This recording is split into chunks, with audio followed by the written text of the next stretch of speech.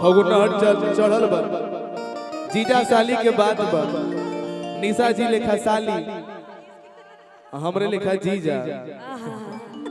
ज्यादा और कुछ ना बन पाओ तो लेकिन जीजा कम से कम बनाओ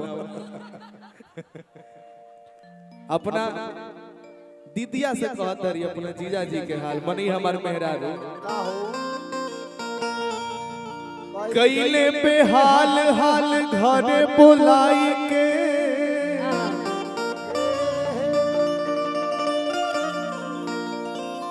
आरे जनती तपरती न जीजा के फेरा में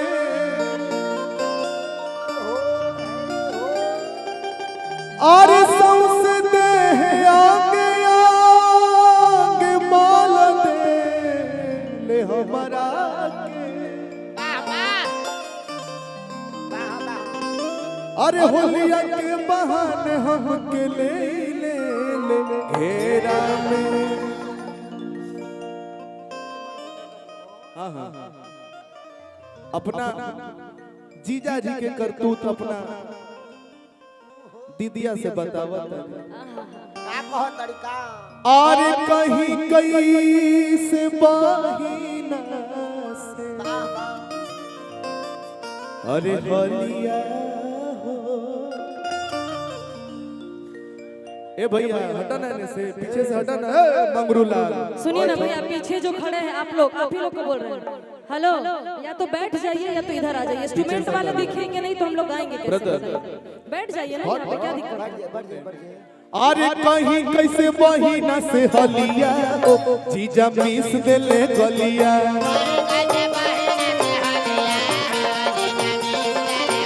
अरे कहीं कैसे बहिना से हलिया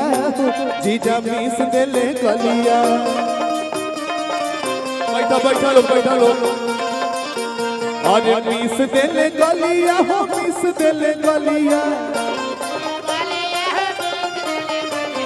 मिस देले गलिया हो मिस देले गलिया अरे होलिया में बिगड़ल इनकर चलिया हो जीजा मिस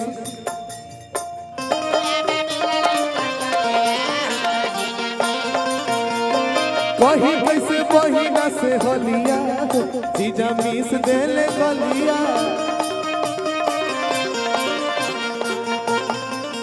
अरे चले लूटा हरिया नदी बीच नैया हिलोर मारे चले लूटा हरिया नदी बीच नैया हिलोर मारे करी भैया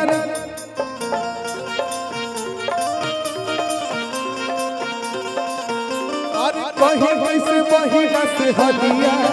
जीजा मिस देले गलिया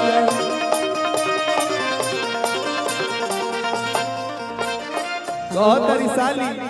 साली हमारे कहतरी कि सो रहे बरिस के खजानवा हो पहले अनुज ने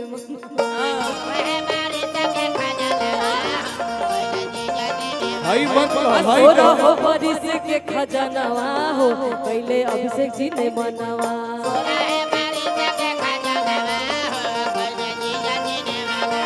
कहिले ने मनवा दादा कहिले ने मनावा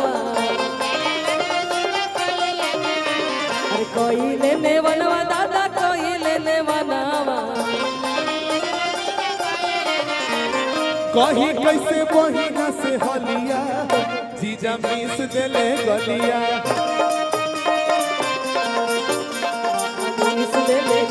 अरे कहीं कैसे बहिना से हलिया जीजा मिस देले गलिया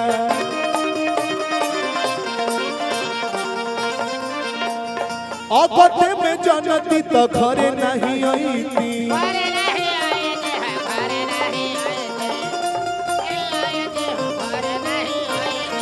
बैठो तू नीमन आदमी दारू ऐसा चीज है कि नीमन आदमी के खराब बना देला ये ऐसा चीजें है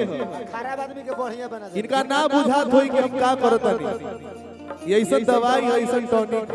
जी प्रणाम अरे फागुन के महीना दादा अरे फागुन के महीना फागुन के महीना दादा घरे हम बीतैती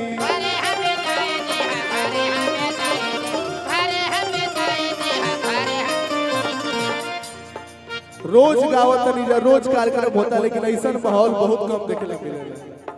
अभी अपना घर में अरे करा से नीमन रहती जीजा जी हो एक करा से नीमन रहती बलिया हो जीजा पीस देले गलिया कहीं कैसे बहिना से हलिया हो कहीं कैसे बहिना से हलिया